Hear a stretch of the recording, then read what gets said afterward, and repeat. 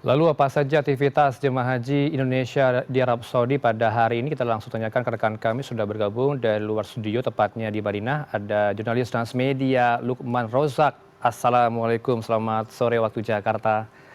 Lukman, apa saja aktivitas para jemaah kita dan informasinya sudah ada yang mulai lupa untuk jalan ke tenda, ke penginapan, ada juga yang pingsan. Kondisi mereka bagaimana saat ini di sana? Baik, selamat sore waktu Indonesia, Heranov. Benar sekali, saat ini saya sedang berada di Bandara Internasional Pangeran Muhammad bin Abdul Aziz. Dan kondisi cuaca saat ini sangat terik, Heranov. Panas menyengat, seperti yang kita lihat di belakang saya, langit Madinah tidak ada mendung dan matahari sangat terik menyengat kulit. Dan ini tentunya menjadi tantangan tersendiri bagi petugas haji dan para jamaah haji yang sudah tiba di Masjid Nabawi. Hingga hari ke-6 operasional ibadah haji, sebanyak 72 kloter telah tiba di Tanah Suci dengan jumlah jamaah haji sebanyak 28.000. Aktivitas jamaah haji di Tanah Suci memang mulai terasa ini ya, Heranov, karena memang kondisi cuaca panas, kemudian kelelahan juga menyelimuti para jamaah haji. Dan kemarin itu juga ada sempat jamaah haji yang pingsan di pesawat karena kelelahan, bahkan ada yang meninggal dunia karena serangan jantung, dan ada beberapa jamaah haji yang saat beribadah di Masjid Nabawi itu disorientasi, artinya dalam bahasa medisnya itu demensia. Demensia itu lupa. Mereka mengaku lupa kemana arah jalan pulang karena memang peta Masjid Nabawi itu sangat luas sekali. Ada banyak pintu di Masjid Nabawi. Jadi kalau jamaah haji itu masuk lewat pintu sekian, itu harusnya juga harus pulang lewat pintu sekian. Kadang-kadang jamaah haji itu masuk lewat pintu ini, tapi peluangnya lewat pintu lain. Dan itu yang membuat mereka eh, kehilangan arah, berputar-putar, tidak bisa menemukan arah jalan pulang. Nah, itu yang bikin para jamaah haji kesulitan kembali ke hotel. Dan tentunya kondisi yang sangat terik ini juga bisa menyebabkan head stroke atau dehidrasi berat. Saya merasakan sangat terik sekali, Heranov, di sini. Bahkan saya yang biasanya nggak pakai topi ini, sekarang saya pakai topi untuk menghindari sengatan sinar matahari. Ini saya ingin menunjukkan bahwa cuaca di Madinah sendiri memang bisa berubah-ubah sewaktu-waktu. Kadang-kadang bisa panas di siang hari, tapi di malam hari juga bisa sangat dingin. Tentunya ini membuat kondisi tubuh, kesehatan kita bisa saja sewaktu-waktu terganggu.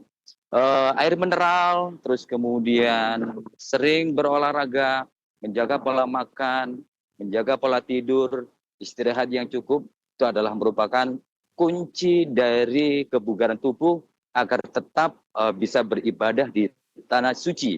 Karena seperti kita ketahui puncak haji masih sangat panjang, jadi jamaah diharapkan untuk ibadah sunnahnya itu kalau sebisanya dilakukan di hotel atau tidak keluar hotel, itu dianjurkan sama petugas haji untuk di hotel saja, atau tidak perlu berpanas-panas di luar karena memang kondisinya seperti ini, sangat menyengat sekali terik matahari.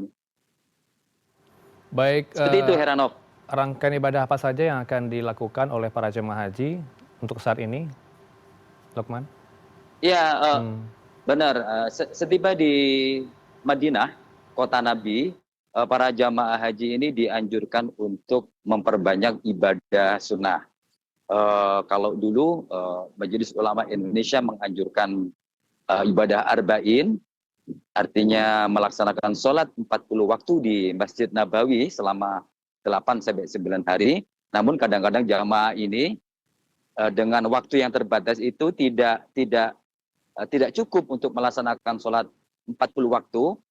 MUI memberikan fatwa atau keringan bahwa arba'in bisa dilakukan kapanpun, dan bisa diganti dengan ibadah sunnah yang lain. Jadi tidak harus 40 waktu ya, karena memang kondisi waktunya memang terbatas di sini. Jadi kadang-kadang jamaah haji itu datangnya hari ini eh, karena ada mungkin uzur karena sakit, uzur karena ada keperluan lain, itu ibadah di Masjid Nabawinya akhirnya terganggu. Nah, itu bisa diganti dengan ibadah-ibadah sunnah yang lain. Dan itu tidak mengurangi nilai ibadah seperti ibadah arba'in. Dan setelah selesai di Nabawi, Heranov, 8 atau 9 hari selanjutnya, para jamaah haji akan didorong ke Makkatul Mukarramah untuk mempersiapkan diri menyambut puncak haji. Mereka akan di sana akan melakukan prosesi wukuf, mabit di Musdalifah, dan melempar jumroh di Mina. Seperti itu, Heranov. Baik, ada berapa kloter lagi yang akan datang ke Arab Saudi terakhir, Lukman? Ini kloter dari berbagai embarkasi di Indonesia masih terus berdatangan.